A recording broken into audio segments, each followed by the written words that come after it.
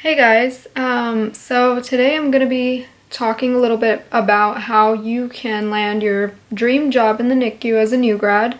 This is a question that I get a lot. People are always asking me, is it possible to be a new grad and start off in the NICU, or do I have to work in med-surg first? So today I'm really just going to address some tips that I think will help you get that job right off the bat in the NICU. Before I get started, I actually wanted to show this bracelet that I received in the mail. So look how cute it is.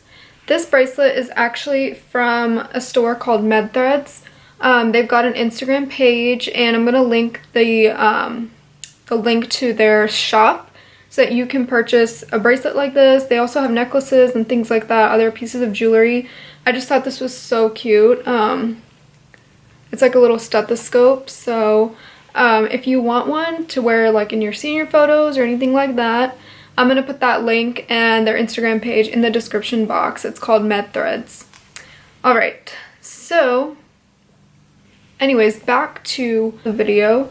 Today I'm going to be sharing my tips. So I started off as a new grad in the NICU. It is very much possible. I think in the past people may not have been able to do that, and maybe that's why older nurses will kind of be like, oh, you need to work in like med-surg and things like that. But nowadays it's better to just go straight into the NICU than to work anywhere else, because the NICU is a very specialized unit. You're never gonna see a unit like this anywhere else in the hospital. It's completely different.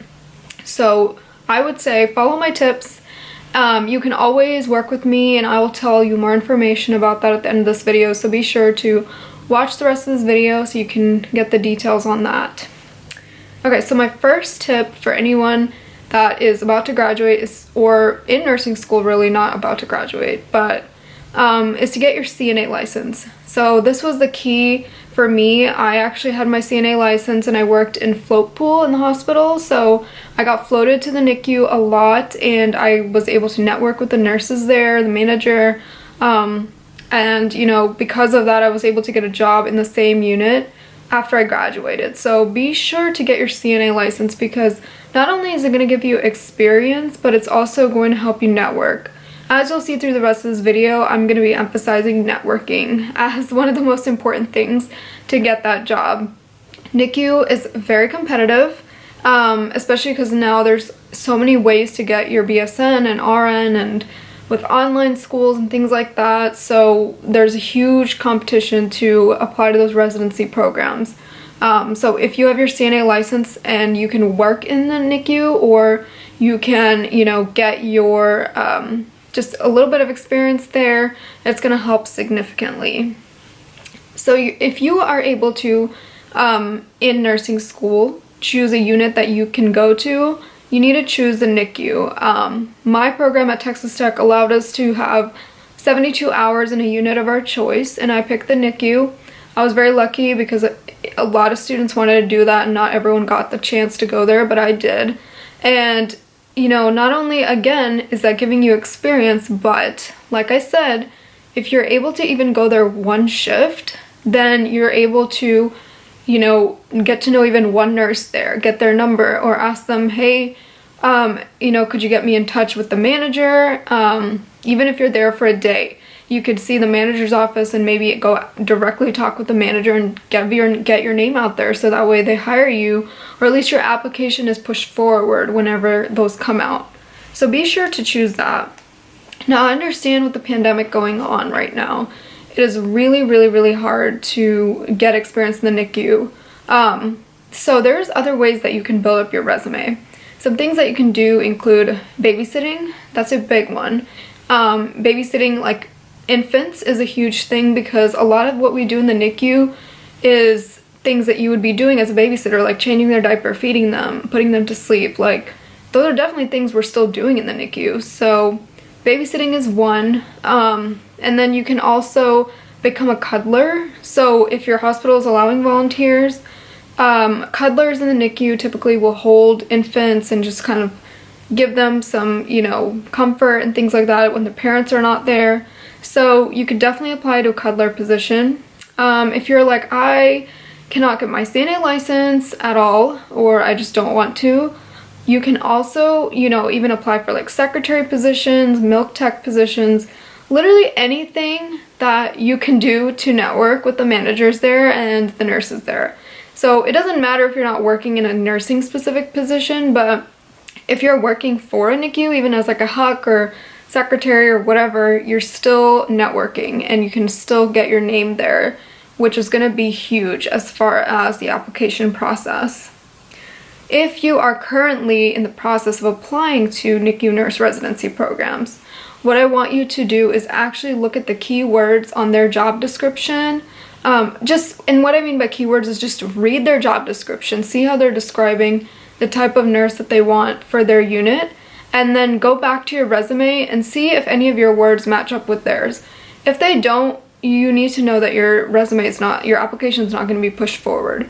So what you need to do is use the exact words from their job description, disperse it throughout your resume in the way that you describe your other job experiences, your skills, even in your cover letter, because I personally feel like when there's hundreds and hundreds of students applying to these positions, they are absolutely not reading through every application. This is something I personally experienced, and that's why I'm always telling students, like, please make sure that your application, like your resume, matches up with their job descriptions, because I personally think that is going to give you a higher chance of getting pushed forward in their system versus somebody whose application has 0 matches. I think that the system automatically will kind of eliminate applications and then push some forward. So make sure that you're doing that. Another thing you can do, especially because of COVID and a lot of students not being able to go to the NICU, is to network online. So create a LinkedIn profile, which is actually a social media platform specifically designed to professionally network. I think a lot of nurses don't realize the value of using this. It's more popular in the corporate world, but I think it's something that nurses need to start using as well. So if you're like, I don't know what it is, I want to see what it is first, if you go to the link in my bio, there's a link to my personal LinkedIn page so you can see what it is about and how you should kind of format it and things like that. But that's something you can do, is create a LinkedIn and then start adding nurses and NICU nurses and managers and things like that, and you just never know who you might come across. And if you post that you're looking for a job, you never know, someone may be able to help you out through LinkedIn. Something that a lot of people don't realize that they should do is actually look up new graduate nurse positions or nurse residency positions. I'll get messages from people saying like, oh, I searched up and they only want experienced nurses in the NICU and things like that. The thing is, if you search up NICU, just a regular NICU RN job in the hospital website, it's going to be for experienced nurses. So you really you need to make sure you're looking at those residency or new grad nurse positions when you're applying to the NICU. If you don't see it, or you're like, I don't know when this opens, make sure to reach out to the hospital, like recruiter, nursing recruitment, whoever may be in charge of the residency program, so they can tell you exactly what the job position is going to be named. That way you're searching up the right position. You also want to make sure that you apply early to these positions. Typically they'll open about 4 to 5 months before the start date. So if you have a June or July start date, they're going to open in like Jan-Feb time. So make sure that you apply early, because again, if you're the first person in their application portal, they're probably going to see that first, and they're definitely going to probably look at it over somebody who's like the 500th person to put in an application, and they're probably not going to be interested in reading the 500th person's application over the first person that applied. So make sure that you're applying early. You can start working on your resume and cover letter and things like that even before that application opens. Once it opens, you can tweak it a little bit to match up, again, that job description, and then apply within a week or so of that application opening. If you apply at the very end, your chances of getting accepted or getting an interview are going to be a little bit less. Now, I'm not saying it's not possible, but you just want to make sure that you get it in early. And lastly, you don't want to settle for a med-surg position or any other job if you really feel like you want to do the NICU. Like I said, make sure to get those applications in early. Make sure that your keywords are matching and things like that. Reach out, network with people. Something that I actually forgot to mention a little bit earlier was a lot of hospitals will have recruitment events.